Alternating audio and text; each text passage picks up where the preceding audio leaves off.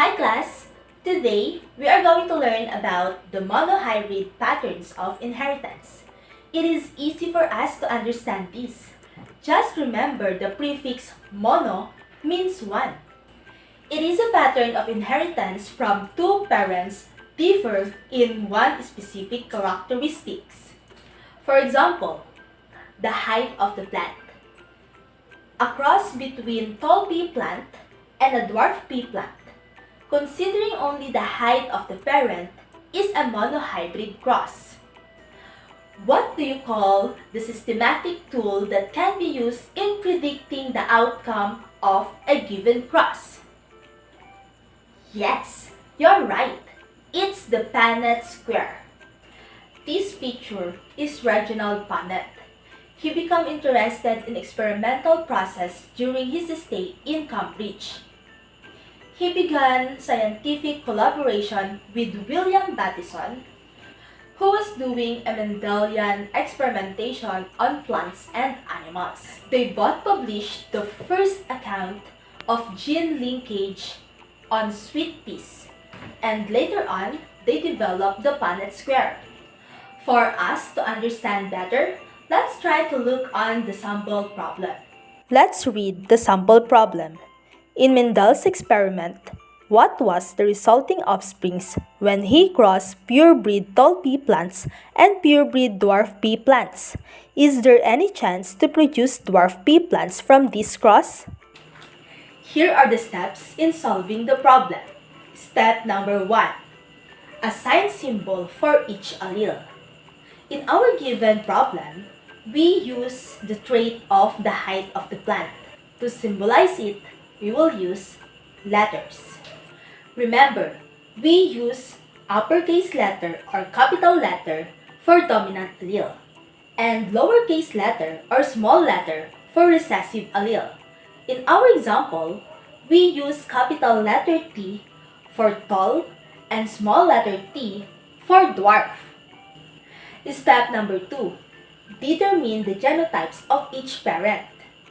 As we all know, there are two parents in the given problem. We have purebred tall and purebred dwarf. It is very important to read the problem carefully. Look for the clues to identify if the parent is homozygous or heterozygous. Remember, when we say homozygous, it is identical. And when we say heterozygous, there are two different alleles. Step number 3. Determine the kinds of gametes produced by each parent. It is important to recall the first principle of Mendel, the principle of segregation. For example, purebred tall parent will segregated into tall and tall. On the other way around, the purebred dwarf parent will be segregated into dwarf and dwarf. Step number 4. It's time to do the Punnett Square. How do you do that? It's very simple. Just write the genotypes of the first parent on top and the genotypes of the second parent in the left side. Make a Punnett Square by drawing grids where you are going to write the possible genotypes of the resulting offsprings. You have to fill in each grid with two alleles, one from the parent along the top and one from the parent along the side. The letters in the middle show you all the possible combinations of alleles that can happen when these gametes meet during fertilization. For example, one on top is tall and the other one is dwarf. When they combined, tall and dwarf will result to capital T and small letter t, which means this is a heterozygous. Same thing you will do with the others. Next, determine the phenotype of each offsprings. Remember to obey the principles of dominance. Just like in our example, tall is dominant, dwarf is recessive. When they combine, there will be tall and there will be dwarf. But this will be heterozygous, meaning to say, the phenotype of the offsprings will be tall. Step number 5. Identify the genotypic and phenotypic ratio. Always remember, when we say genotype, it is the genetic makeup of an organism. And when we say phenotype, it is the physical appearance. When we say genotypic ratio, you have to consider all the possible genotypes of the offsprings and count its presence in the Punnett square.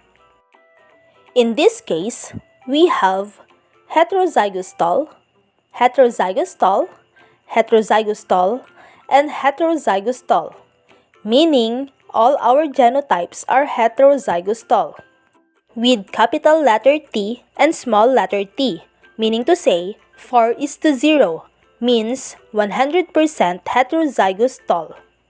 Our phenotypic ratio, we have 4 tall and 0 dwarf, meaning we have all tall or 100% tall. And for our last step, give the specific answer to the given question from the problem. In our example, the question is there any chance to produce dwarf pea plant from this cross? The answer would be, there is no chance to have dwarf pea plants from the cross because all the offsprings are heterozygous. Very easy, right? Just follow the steps given to you. Let's recall. Number 1. Assign symbol for each allele. Number 2. Determine the genotypes of each parent. Number 3. Determine the kind of gametes produced by each parent. Number 4. Do the Punnett square. Number 5. Identify the genotypic and phenotypic ratios. And number 6.